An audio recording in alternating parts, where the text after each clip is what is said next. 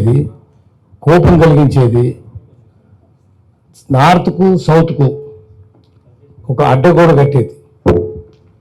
ఆ అడ్డగోడ ఎట్లుంటుందంటే south చిన్నదవుతుంది, north పెద్దగా అవుతుంది. ఇప్పుడు ఆంధ్ర తెలంగాణ ఇష్యూ ఎందుకు వచ్చిందంటే నదులు నిధులు నియామకాలను అట్లా ఎందుకు పోయినాయి. ఎందుకు పోయినాయి అంటే అసెంబ్లీలో 200 మంది ఆంధ్రోళ్ళు, 100 మంది తెలంగాణ వాళ్ళు. ఆఖరికి ప్రజాస్వామ్యంలో ఏం చెప్తారు? మెదడు లెక్క పెట్టరు, చేతులు లెక్క పెడతారు, కడుపు లెక్క పెట్టరు, ఎన్ని కష్టాలు ఉన్నాయి లెక్క పెట్టరు. సో ఎవరి చేతులు లేతున్నారు? 300 మంది అట్లా వేసిండ్రు, 200 మంది ఇటు. ఇప్పుడు పార్లమెంట్లో ఇప్పటికే పరిస్థితి అది ఉంది, మొత్తం నార్త్ అయిపోతుంది. 2 సమస్యలు ఉన్నాయి. ఒకటేమో డీలిమిటేషన్ కమిషన్, అది నెక్స్ట్ ఫైనాన్స్ కమిషన్ కూడా వస్తుంది, ఎన్కేసింగ్ది. డీలిమిటేషన్ కమిషన్లో ఏమైందంటే జనాభాను బట్టి ఓటర్లను నిర్ణయిస్తారు. కాన్స్టిట్యున్సీస్ 10 లక్షల మందికి ఓటు, 15 లక్షల మందికి ఓటు అనుకుందాం. ఈ 75 ఏళ్ళ ఉత్తరాదిలో జనాభా అసలు పెరగలేదు, ఫ్యామిలీ ప్లానింగ్ అమలు చేయలేదు వాళ్ళు ఉత్తరాది రాష్ట్రాల్లో. దక్షిణాది రాష్ట్రాల్లో బాగా అమలు చేశారు. ఇక్కడ జనాభా పడిపోయింది, అక్కడ పెరిగింది. జనాభా ప్రకారం కనుకైతే వాళ్ళు ఎక్కువ అవుతారు, మనం తక్కువ అవుతాం. వాళ్ళు దాదాపు 180 సీట్లు పెరుగుతాయి. ఇక్కడ మొత్తం సౌత్లో కలిసి 47 సీట్ల కంటే ఎక్కువ పెరిగాయి. ఇంకా ప్రైమ్ మినిస్టర్ అంటోడు ఎప్పుడు వాడే ఉంటాడు, మంత్రులంతా వాళ్ళే ఉంటారు. ఇది పెద్ద సమస్య, ఉత్తరాది దక్షిణాది సమస్య ఉంటుంది. రెండవది ఫైనాన్స్ కమిషన్ పెట్టినరు. ఫైనాన్స్ కమిషన్ ప్రకారం మళ్ళీ జనాభాను బట్టే ఢిల్లీకి వచ్చే నిధులన్నింటినీ జనాభాను బట్టి పంపిణీ చేస్తారు. సౌత్ నుంచే డబ్బులన్నీ పోతాయి. కస్టమ్స్ కేరళ నుంచి విపరీతంగా పోతాయి. ప్రపంచమంతా వాళ్ళే ఉంటారు, కేరళ వాళ్ళే. 99% లిటరసీ, వాళ్ళు చదువుకున్న 99%. తర్వాత ఎక్కువ డబ్బులు పోయేది చెన్నై నుంచి, బెంగళూరు నుంచి, హైదరాబాద్ నుంచి. సౌత్ నుంచి, దక్షిణాది రాష్ట్రాల నుంచి డబ్బులన్నీ ఢిల్లీకి పోతాయి. జిఎస్టీ కావచ్చు, కస్టమ్స్ కావచ్చు, ఇన్కమ్ ట్యాక్స్ కావచ్చు. మళ్ళీ పంపిణీ చేసేటప్పుడు జనాభాను పంపిణీ అంటే నార్త్కే పోతాయి పైసలన్నీ. కేంద్ర ప్రభుత్వ పథకాలు ఏవి సౌత్కు రావు. ఒక రైలు మార్గం వేయాలంటే రాదు, రోడ్లు వేయాలంటే రాదు, వంతెన కట్టాలంటే రాదు, హాస్పిటల్ కట్టాలంటే రావు, అన్నీ అక్కడికే పోతాయి. అంటే ఇది విదేశస్తులు. కాలనీ అంటే ఏంటంటే ఇంటర్నల్ కాలనీ అవుతుంది. కాలనీ అంటే ఏంటంటే బ్రిటిష్ కాలనీ, ఇండియా కాలనీ అంటే బయట నుంచి వచ్చి ఇక్కడ రాజకీయ పెత్తనం చేసుకుంటా, సైన్యాన్ని తీసుకొచ్చి రాజకీయ పెత్తనం చేసుకుంటా ఈ సంపదనంతా తీసుకొని వెళ్ళిపోతారు మన దేశానికి. అది కాలనీ అంటే. మన దేశం సొమ్ము ఇతర దేశాలకు పోతుంది. ఇప్పుడు మన సొమ్ము అంతా నార్త్కు పోతుంది. ఇంటర్నల్ కాలనీ అవుతుంది. అంతర్గత వలస పాలనకు గురవుతుంది తెలంగాణ, ఆంధ్ర, తమిళనాడు, కేరళ, ఆఖరికి ముంబై ప్రాంతాలు కూడా, మహారాష్ట్ర ప్రాంతాలు కూడా అవుతాయి. ఇట్లా ఉన్నప్పుడు ఇంత భయంకరమైంది వాళ్ళు ఎందుకు చేస్తుండ్రు? అడ్డేం లేదు వాళ్ళకు. ఇప్పటికే మనం చూస్తున్నాం, స్పెషల్ ఇంటెన్సివ్ రివిజన్ అని చెప్పి ఓట్లన్నీ వాళ్ళే. సౌతే కాదు, నార్త్ ఈస్ట్ కూడా అంతే. నార్త్ ఈస్ట్లో కూడా అదే మోసాలు జరుగుతాయి. ఆ త్రిపుర, మేఘాలయ, అరుణాచల్ ప్రదేశ్, బెంగాల్ కూడా అదే. దీంట్లో రాజకీయ ప్రయోజనం ఏంటంటే బెంగాల్లో కమ్యూనిస్ట్ పార్టీలో రావద్దు, కేరళలో కమ్యూనిస్ట్ పార్టీలో రావద్దు, అంతా మేమే ఉండాలి. మాకు బాధ కలిగించే విషయం ఏంటంటే ఇంకా కాంగ్రెస్ వాళ్ళు రాలేదు, వస్తారేమో.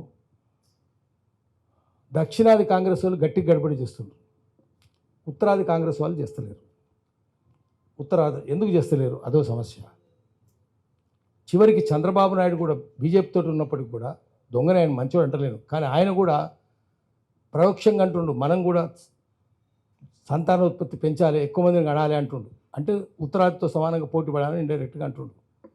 మరి కాంగ్రెస్ వాళ్ళు ఎందుకు మాట్లాడరు? ఉత్తరాది వాళ్ళు తక్కిన పార్టీలు ఎందుకు మాట్లాడాయి? కమ్యూనిస్ట్ పార్టీలు గట్టిగా మాట్లాడుతున్నాయి. కమ్యూనిస్ట్ పార్టీలు దీంట్లో ప్లాన్ కూడా ఉంది. కమ్యూనిస్ట్ పార్టీలు మనం రావు, దానికి అమెరికా వాడు కూడా ఉన్నాడు. వాళ్ళందరూ కలిసి ప్లాన్ చేస్తుండ్రు. అందుకనే దీన్ని గట్టిగా వ్యతిరేకించాలి, లేకపోతే దేశం 2 ముక్కలైపోయే పరిస్థితి ఉన్నది. కలిసి ఉండాలి కదా, ఫెడరలిజం అంటారు.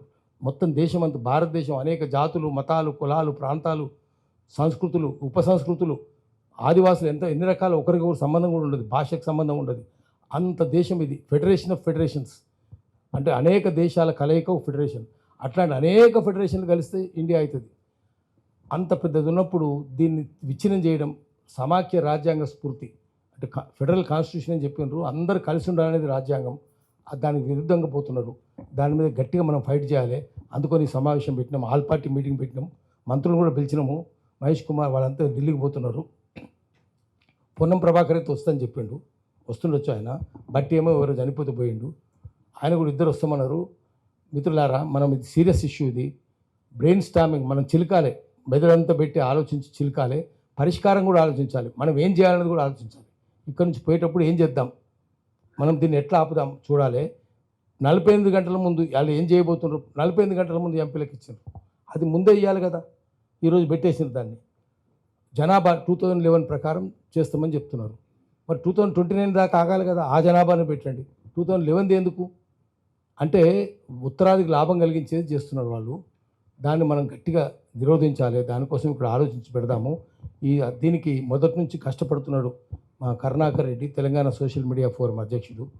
ఆయన అధ్యక్షత వహిస్తాడు. మా శారదమ్మ ఉన్నది అడ్వకేటు, ఆమె ఉంటుంది. పల్లా వెంకటరెడ్డి గారు ఉన్నారు, రాములు గారు సిపిఎం, పల్లా వెంకటరెడ్డి గారు సిపిఐ, రాములు గారు, ఈటి నరసింహ గారు సిపిఐ, ఏదో మా మాడబు శ్రీధర్ గారు, ఈయన పెద్ద ఫైటర్. ఈయన ఢిల్లీ వాళ్ళకు అరగోపాల్ గారు వస్తారు. ఇప్పుడు అరగోపాల్ గారు భాషలు చెప్పాలంటే నిజానికైతే వీరిని మోదీ వరవరరావు పక్కనో సాయిబాబా పక్కనో జైల్లో పెట్టాలి. ఈయన ఎందుకు కాపాడుతుందంటే అరగోపాల్ గారికి చెప్పింది ఏంటంటే, నీ నామే నిన్ను కాపాడుతుందయ్యా అన్నాడు. ఈ నామం ఉన్నోళ్ళు పెడితే ఎట్లా, నక్సలైట్ ఎట్లా అంటారు ఆయన. అందుకని ఆయన ఫైట్ రాస్తూనే ఉంటాడు, చాలా అద్భుతంగా రాస్తాడు. కొంచెం సమస్య వచ్చింది కానీ మెమరీ అంతా మళ్ళీ రికవర్ అయింది. తర్వాత మన నరసింహారెడ్డి గారు పర్యావరణం గురించి ఎప్పుడు మాట్లాడుతూ ఉంటారు, గట్టిగా ఫైట్ చేస్తుంటారు. దిలీప్ రెడ్డి కూడా ఉన్నారు, ఆయన కూడా పర్యావరణం మీద చేస్తూనే ఉంటాడు. మా సాదిక్ ఇంకా చెప్పుకుంటూ పోతే చాలామంది ఉన్నారు. ఇప్పుడు ఈ సభను నడిపించాల్సిందిగా అధ్యక్షుల్ని కరుణాకర్ రెడ్డిని కోరుతున్నాను. నమస్తే అన్న.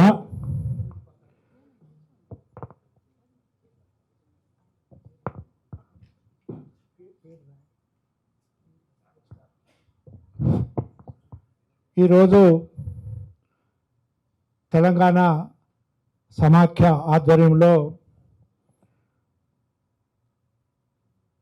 ఈ డీలిమిటేషన్ వల్ల ఏర్పాటుపోయే ముప్పు మీద అఖిలపక్ష సమావేశం ఏర్పాటు చేయడం జరిగింది. నేను తెలంగాణ సమాఖ్య కన్వీనర్ను. అయితే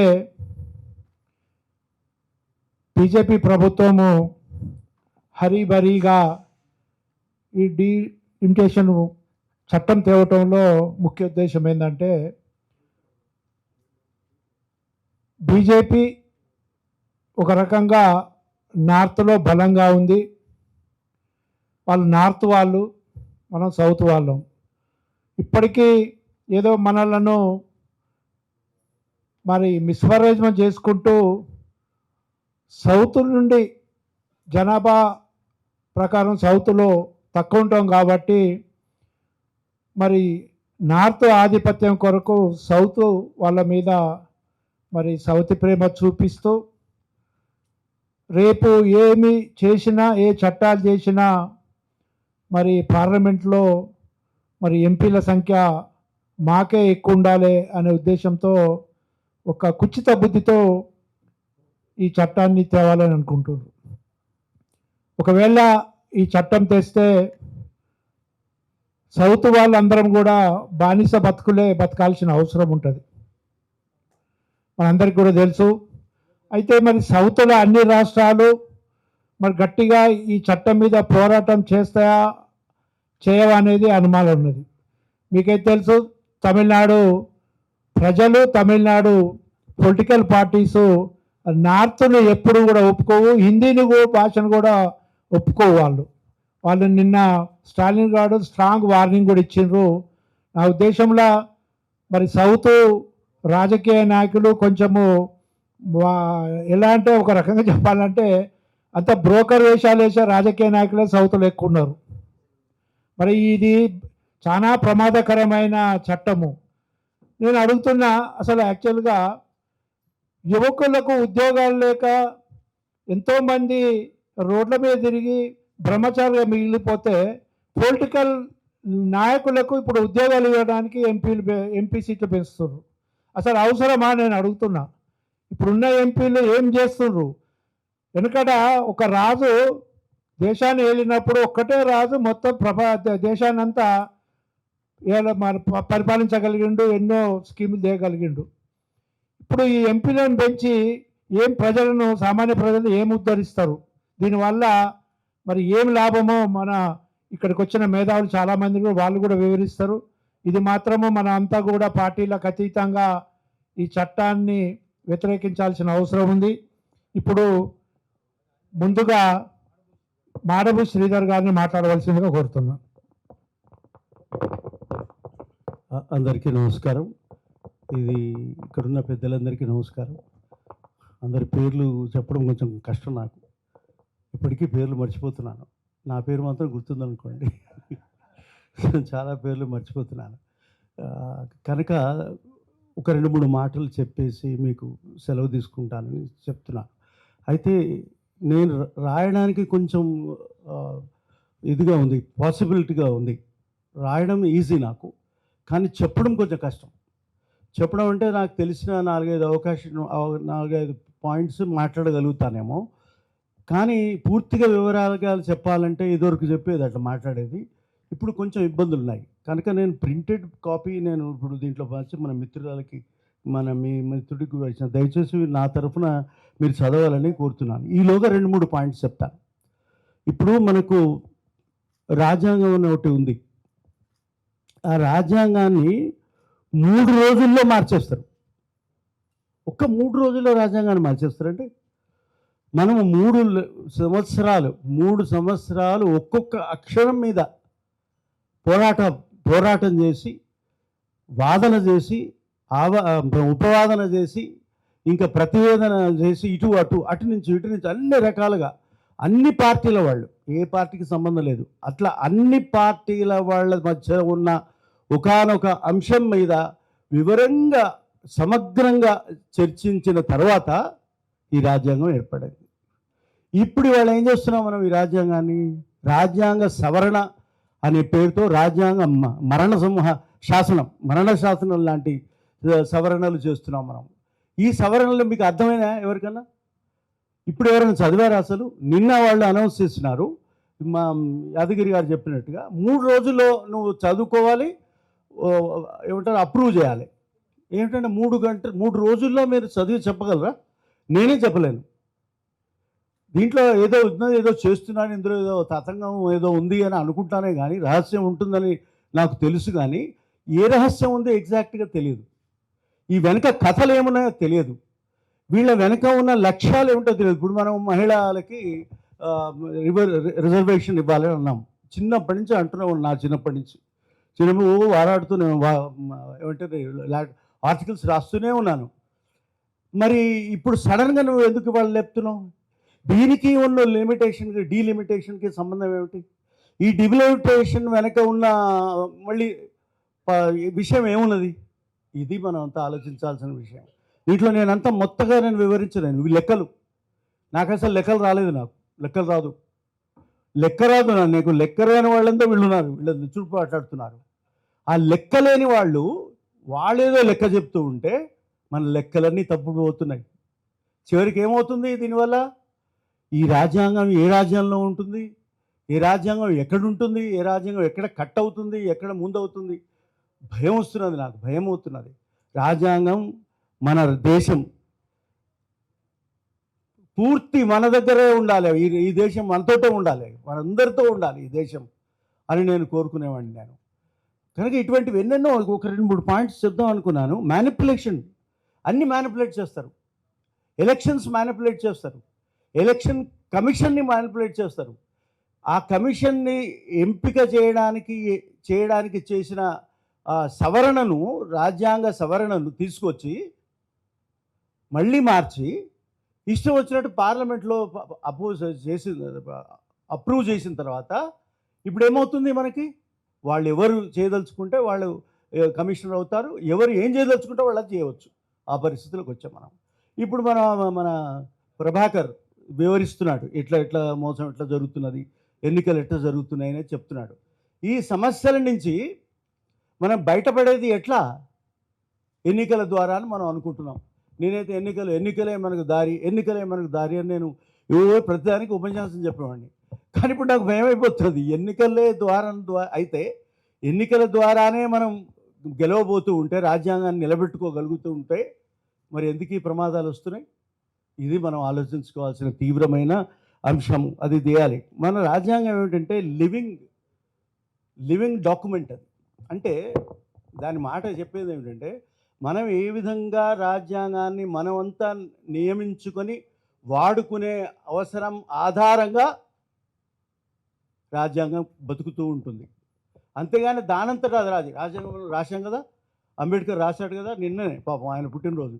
ఆయన ఒకవేళ చదివితే ఏమనుకునేవాడు, నాకైతే భయం. నాకు ఒకవేళ ఆయన చదివి ఉంటే ఇటువంటి కొత్తగా సవరణలు కనుక చదివి ఉంటే, ఓహో ఇది ఇట్లా కూడా రాయొచ్చునా, ఇట్లా కూడా రాజ్యాంగం రాయొచ్చునా అని ఆయన ఆశ్చర్యపోయేంత ప్రమాదమైన వాతావరణాలు ఉన్నాయి ఇక్కడ. అయితే అక్కడ తనంత తాను రక్షించదు రాజ్యాంగం. తనంత తాను ఇది అవి చదవంగా మంచిగా రక్షించాం, అవునవును కరెక్ట్ అంటే సరిపోదు. మంత్రంలాగా కాదు. మంత్రమైనా సరే ఊరికి చెప్పంగానే సరిపోదు. దాన్ని నువ్వు ఏమన్నా అమలు చేయాలి. అమలు చేస్తేనే అవుతాయి. మరి రాజ్యాంగం అమలు చేయకపోతే, చేతకాకపోతే ఇదే రాజ్యాంగం పక్కన అట్లనే ఉంటుంది. మీరు చేసే చట్టాలు వేరే రకంగా వస్తూనే ఉంటాయి, చట్టాలు మారుతూనే ఉంటాయి, మనుషులు ఇట్లనే ఉంటారు. ఇంకా చెడిపోతారు, ఇంకేదో అవుతుంది, ఇంకేదో జరుగుతుంది. ఆ చెడ్డ మాటలు చెప్పడానికి నాకు ఇష్టం లేదు. కానీ ఈ డైవర్సిటీని మనం దాన్ని రక్షించుకోవడం కోసం కొన్ని ఈ రాజ్యాంగాన్ని రక్షించుకోవడానికి మనం కదలాలి. మనం కదలాలి. ఇంకెవరో రాసి దీంట్లో పుస్తకం రాసి ఉన్నది కనుక అని చెప్తే కుదరదు అని చెప్తున్నాను. ఇక మనము ఒక 3 పాయింట్స్ చెప్తాను, చెప్పి ముగించేస్తా. జాతి అంటాం మనం, జాతీయత అంటున్నాం, ప్రజాస్వామ్యం అంటున్నారు. జాతి అంటే ఏంటంటే మళ్ళీ పెద్ద గొడవ. జాతి అంటే ఇక పెద్ద దాని మీద చర్చ జరుగుతూనే ఉంటుంది. జాతి అంటే కులం కూడా అయిపోయింది ఇప్పుడు ప్రస్తుతం. కులం తర్వాత మతం అయిపోయింది. మతం అయిన తర్వాత ఇంకేదో అవుతుంది, ఇంకేదో ఏమంటే దాన్ని ఏమంటారు, ఏమైనా ఫిరాయింపులు అంటారు, అది ఇంకో మతం. ఇట్లా రకరకాల మతాల మధ్య లోపల మనం మతం అయిపోతుంది, సతమతం అయిపోతున్నాం మనం. కనుక జాతి ఏమిటి, జాతీయత ఏమిటి? జాతీయత అంటే మనందరితో కలిస్తే జాతీయత. కానీ మనం ఏం చేస్తున్నాం, దాన్ని చివరికి ఏం చేస్తున్నాం, one nation and one election. One nation ఏది, ఎక్కడుంది వన్ నేషన్? వన జాతీయత ఉండాలి కానీ వన జాతి ఉంది, కానీ జాతీయత ఎక్కడుంది? ఇది చాలా తీవ్రమైన ఆలోచించవలసిన అంశము, ఇంకా లోతుగా ఆలోచించాల్సిన అంశము. అయితే ఇవాళ నాకు తెలిసిన కొన్ని పాయింట్స్ నేను దీంట్లో ఒక చోట రాసుకున్నాను. కానీ నేను పూర్తిగా నాతో మామూలుగా అయితే మాట్లాడతాను, కానీ రాసుకున్నది చదవాలంటే నాకు ఇబ్బంది. కనుక నా మిత్రుడు మీరు మేడం మీరు చదివితే బాగుంటుంది. మీ దగ్గర ఉందా అది? మీ దగ్గర ఉంది. ఇస్తే నాకు సెలవు ఇస్తే నేను కాలేజ్ ఉంది, కాలేజీకి కూడా వెళ్ళి రావాలి. అందుకని నాకు సెలవు ఇవ్వాలని నమస్కారం చేస్తున్నాను. మీరు దయచేసి చదివిస్తా డెఫినెట్గా. లేదు సార్, లేదు కంపల్సరీ. ఎందుకంటే మీరు రాజ్యాంగం గురించి క్షుణ్ణంగా చదివిన వాళ్ళు కాబట్టి కంపల్సరీ అయితే